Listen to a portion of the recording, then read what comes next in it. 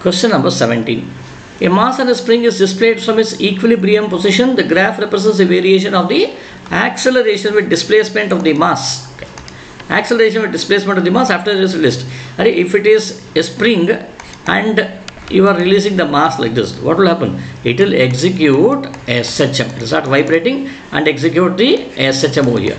If it is SHM, what is the characteristic of SHM? Acceleration is proportional to displacement, or it obeys the law A is equal to minus omega square x.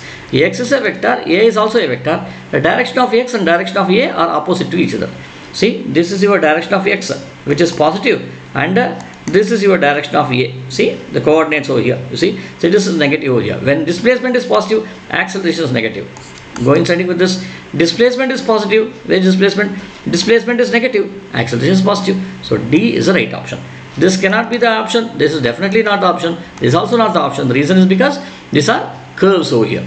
A equal to minus omega square x is similar to y is equal to minus mx, right? Which is the equation of a straight line. So it either should be this or this one. But you know this is incorrect. The reason is because the slope is negative over here. Here the slope is positive over here. Okay.